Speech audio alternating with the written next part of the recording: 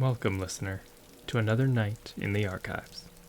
The hour grows late, but the fire is still warm, and the shelves, ever restless, have offered up something curious once again. I am the archivist, and it's my duty, or perhaps it is my obsession, to uncover the forgotten fragments of our realms. Letters, journals, missives that were never sent. The quiet voices that history almost let slip away. Tonight I'll read to you one such piece. The parchment is fragile, the words, they're heavy with time, but if we listen carefully, perhaps we can hear the echoes of the soul who wrote them, and the world that they once belonged to. So then, let us begin. I have before me another stack of letters and notes. It follows the work of Archivist Elira Dathen, a scholar working within the Hollowspire Arcanum, who discovered the enchanted correspondence between Lyren Vale and Archmage Corvane Thestrel, circa the Third Era. As each of her records is fairly short, I have decided to catalog and read them as a single whole. Part 2, The Archivist of Hollowspire.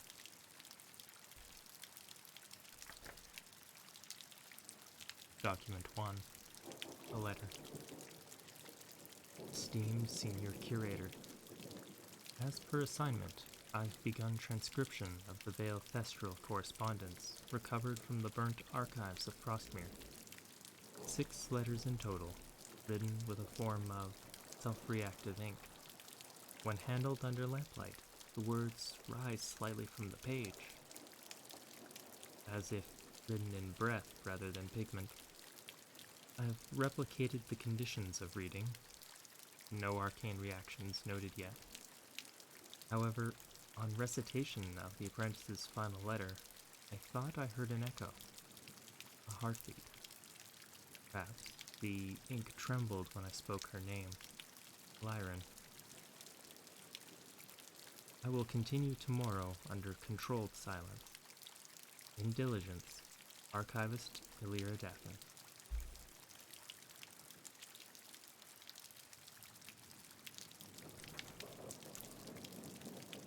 Document 2. Personal note, not for official record. Something about the tone of the Archmage's last message unsettles me. The handwriting changes slightly. Firmer, but more unanchored. When I read the final line aloud, you will understand. The lamps dimmed for exactly 3 breaths. The room felt smaller. I've sealed the letters in a containment folio, but I can still sense them. I dreamt of a marsh last night. I've never seen Frostmere, but I knew it. The smell of wet stone, the pale moon through fog, the glint of the guardian's scales as it disappeared below the ice. I think the letters remember. Signed E.D. Document 3. The following text appeared unbidden on a blank parchment left near the folio.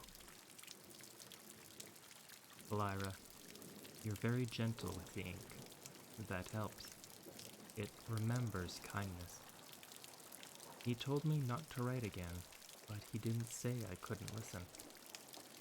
The crystal hums when you read. Can you hear it too? It's still here. It's still bright. Signed, L.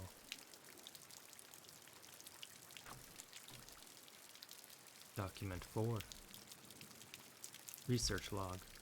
Anomalous response event. The letters have become responsive. I placed a clean sheet beside them as part of containment protocol, and the above message manifested overnight. I verified no arcane residue, no mechanical interference. The writing matches Lyren Vale's script precisely. I wrote back, only once, a simple line. What do you want? The response appeared a few minutes later when I turned back to the paper. To finish the lesson. I have since sealed the folio in iron, but I can still feel warmth through the bindings. Part of me wonders, if I finish the lesson, does it end? Or does the lesson begin again? Signed, E.D.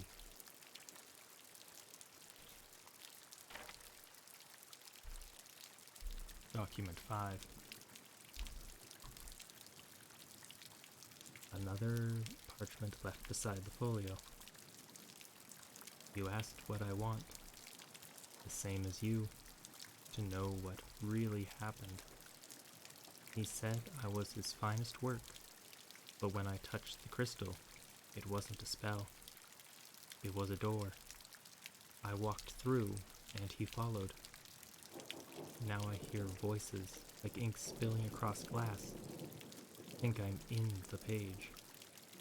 If you keep reading, you'll find the rest of him. He left himself in the margins. Please, don't stop. Signed, L.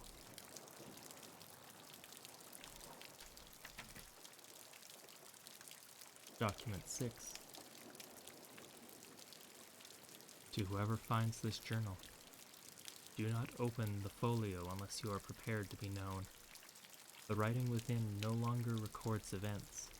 It replays them. I read too far. Corvane wasn't writing to Lyren at the end. He was writing through her. His ritual required a living vessel attuned to the ink.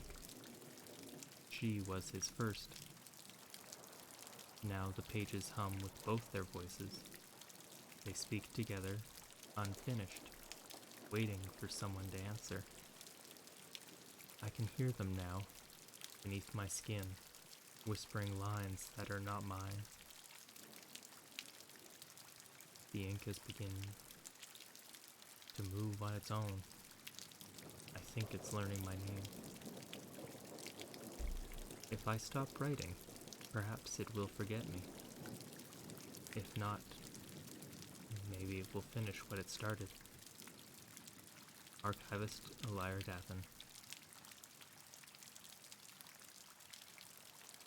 Another letter returned to silence.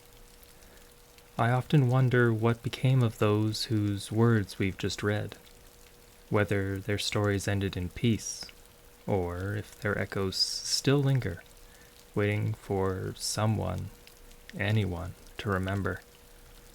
But for now, this one will rest here, among the other voices of the forgotten. Thank you for keeping me company tonight, here amongst the dust and the candlelight. If you'd like to hear more of the stories I've uncovered, the archives are always open. You need only listen. And if you have stories that you would like to add to the archive, or know where I can unearth more, send your missives by courier or scrying stone. Until next time, traveler.